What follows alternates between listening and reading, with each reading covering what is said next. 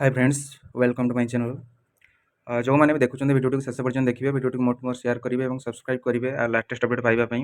निश्चित भाव में देखूँ एसएसटी काउनसेलिंग प्रक्रिया आपर यूआर 17 तारीख पाखु चली 27 तारीख पर्यटन अच्छी मझे 2-3 दिन गैप अच्छी जोटा कि संस्कृत हिंदी पिलाମାନଙ୍କର जो मानकर एसएसटी रे से काउनसेलिंग रखा जाए। तो ये सेवक सेविका पोस्ट यूआर पिला अलरेडी जी पोस्ट थिला ताठू अधिक पिला 80-90 जन पिला डका जाइथिला।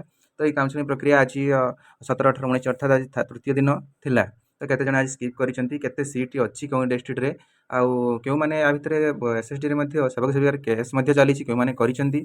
ता सहित आपण माने देखिबा को पाइबे जे जेटीएस सेकंड मेरिट लिस्ट रो पॉसिबिलिटी कोन रहुछि। तो निश्चित भाव में वीडियो माध्यम रे आपण माने पाई परिबे। शेष पर्यंत वीडियो को देखंतु। देखंतु एई भाई जनक आज जाइथिले Odisha subordinate staff selection commission OSSC office तांकर काउंसलिंग थिला, जहा कि से 78-79 समथिंग स्कोर करिसेंती। तो से नीचे भीतर को गले एवं जते बेले जेहेतु से जेटीएस अछंती, तो जते बेले भीतर को गले से देखिले जे तांकर मन मुताबक बा तांकर घर ही डिस्ट्रिक्ट हेउ नाही। तो से नीचे सेठी स्किप करके आछिचंती। तो भाई को बहुत बहुत धन्यवाद। और जो माने भी चाहूचंती निजे जेकोसी जॉब रे अछंती अन्य मानकू अन्य माने गोटे जॉब पांतु बोली, तो निश्चित भाव में स्किप करंतु। या सहित पिला मानकर मध्ये कर्तव्य अछि। हमर 5-7 जन पिला सेठारे 2 जन गर्ल्स एवं अन्य 4-5 जन पिला अछंती, जहा कि प्रत्येक दिन से पिला मानकू पई किछि व्यवस्था करूचंती। से मानकू पानी जोगौचंती एवं से मानको दीपरे मध्ये से माने दही बरा की खाई के सेठारे रही कि पिला मानकू कहउचंती जे जॉब रो नीड जेमति अछि, जदि आपण जेटीएस अछंती बा अन्य जॉब रे अछंती, निश्चित भाव में एटा को क्विट करंतु बा स्किप करंतु बोली से माने कहउचंती। तो आपण मानकर कर्तव्य जो माने भी बॉर्डर लाइन भाबुचंती अछंती, तो निश्चित भाव में तांकर सहयोग करंतु। निश्चित भाव में जाकि प्रेजेंट रुहतु। 27 तारीख गला आउ आप चाहिए भी पुणी अपेक्षा करा पड़ो नेक्स्ट असिस्टेंट टीचर रिक्रुटमेंट को। तो निश्चित भाव में से सहयोग करूँ। एवं आसवा केउ जिले में केते आउ पोस्ट अच्छी यूआर सीट अच्छी।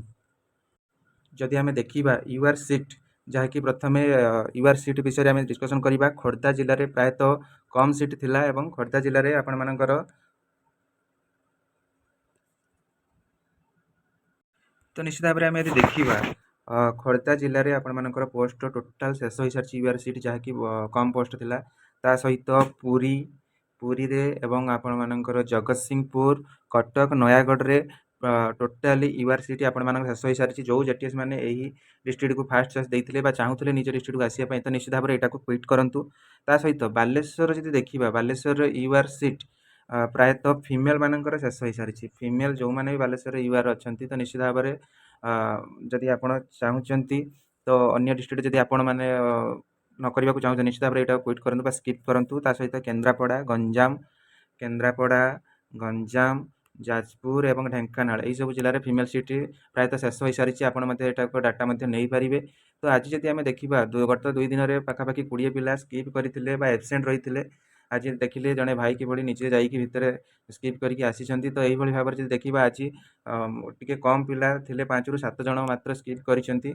तो आगामी दिन में यहाँ बढ़ो जदि पिला माने चेष्टा करेंगे। जो 4-5 जन पिला जाइए सेठारे भोक पाशे पड़ी पिला बुझाऊँ लंच टाइम निजे न खाई से पिला बुझाऊँ। तो जदि आप किसी करें तो निश्चित भाव आपण मैंने यार फल पाइपर जहाँकि पिला बुझे स्किप करेंगे। कारण या जो गुड़ा आसो निज डिस्ट्रिक्ट प्रायतः कोस्टाल डिस्ट्रिक्ट प्रायतः शेष हो काली भितर।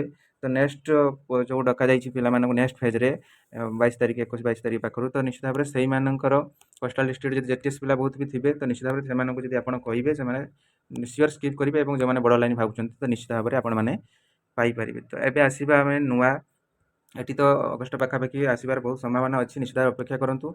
और जो मैंने प्रिवियस जूनियर टीचर जोटा रिक्रुटमेंट थिला हमर, तो तार सुप्रीम कोर्ट ऑर्डर तार high court double bench single bench सबकि ऑर्डर अनुजाई से कहते जदि 7000 समथिंग पोस्ट रोचे तो निश्चित भाव में सेकेंड ये आने किंतु यहाँ मन गवर्नमेंट चाहूना। कारण चाहिए भी प्रेसर ताकू से होना। कारण विभिन्न संगठन आमर ओजेटा हो बा वेस्ट हाउ समस्ते वर्तमान हाथ जोड़ी बसी। जदि से आग को आसते तो पिला निश्चित भाव में सहित साथ दिखते। पाखापाखि 7000 पिला पोस्ट आ फांका रोचे। पिला जदि 1000 जाकि स्ट्राइक करते निश्चित भाव जोटी आपण मैंने देखुं कोर्ट ऑर्डर सुप्रीम कोर्ट कहला गवर्नमेंट मानुना। तो निश्चित भाव में यह गोटे विराट स्ट्राइक दरकार और विभिन्न संगठन यहाँ समर्थन कले जा पॉसिबल हो पार।